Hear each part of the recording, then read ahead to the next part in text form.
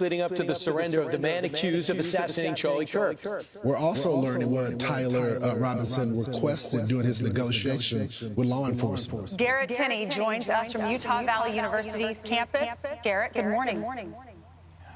Hey, good morning, y'all. We are getting more insights into the mind of Charlie Kirk's alleged killer, who in the span of about 30 hours went from brutally assassinating Charlie and thinking he'd get away with it to fearing that he was going to be shot by police and wanting to take his own life.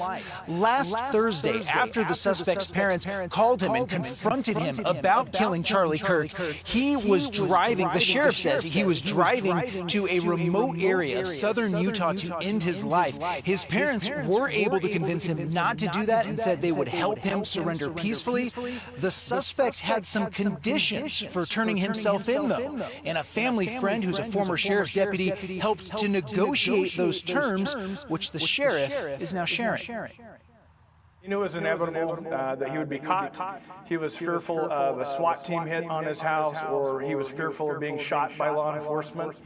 So part of the negotiation and getting him to bring himself in was that we would treat it as delicate and as soft as possible to make him feel comfortable to where he would show up at my office, and that's exactly what happened. What did he ask for? He basically for a peaceful, gentle, comfortable transition for him to come out. Another condition the suspect had was that plainclothes detectives would be the ones to escort him inside the sheriff's office rather than a SWAT team. So an hour later, that is what happened after his parents and that family friend drove him over.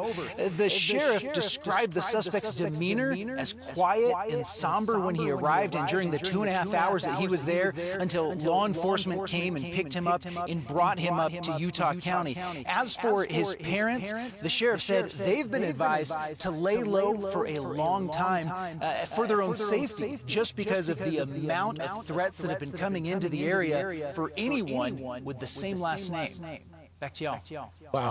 1 week later, we're still getting the details. Garrett, thanks so much. Yeah, our Vice President, J.D. Vance, was on with Jesse last night, and he really went into depth about, we know that he was very close with Charlie Kirk, and he owes Charlie Kirk his position as Vice President, and said Charlie really rallied that youth vote and the college votes and the young 20s that supported Donald Trump and J.D. Vance to make them win the election in November. We heard that on Charlie's podcast when he did the Charlie Kirk show.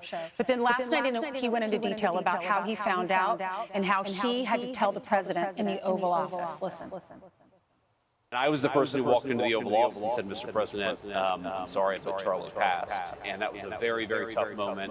Because Susie Wiles, the White House Chief of Staff, was in tears. And she doesn't show emotion. She is even keel the whole way. And she was in tears. And I just gave Susie a hug. And I think all of us kind of lost it. And it felt like, it felt like we were all mourning our friend before any of the politics or the thought about, what a titan he was and how influential he was to the movement. How do we possibly replace him?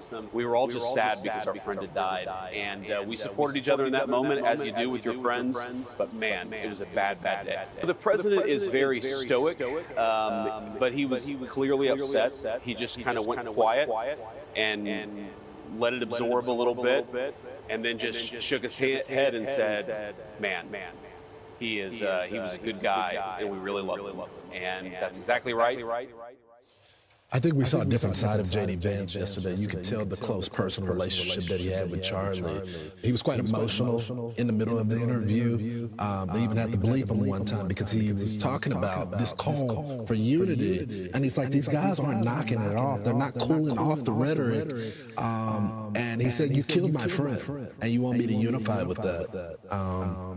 It was an interesting interview. Yeah, Jesse did a great job. He did. A really good job. And I also thought it was almost therapy. I felt like I was watching a therapy session. Yeah. Therapeutic, And I'll let you go. Well, he just reminded us you have to keep debating. Charlie Kirk would have wanted us to continue the conversations and continue to debate.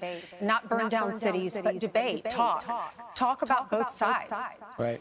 The other thing I would add, too, is that he did say that he got calls from Democrats. Yeah. So to calm down, we understand what the impact impact he made. We think he was a good guy.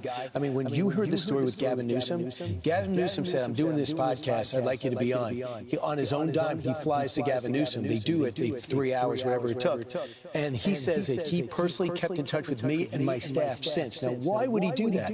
It's not to get publicity. It's to get more insight, build bonds, understand the other side, sees that this guy could be president. So I think that would be one thing. If I was in Gavin Newsom's camp, I'd say, talk about that. Right. This is an opportunity to be a unifier instead of saying punch him in the mouth. I mean, frankly, from a personal standpoint, his son wanted to meet Charlie Kirk.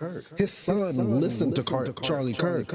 You would think that would be a moment where the politics really don't matter at that point, where you just push that unity just based on, you may be liberal, but your kids may be conservative. They may be independent thinking. Yeah.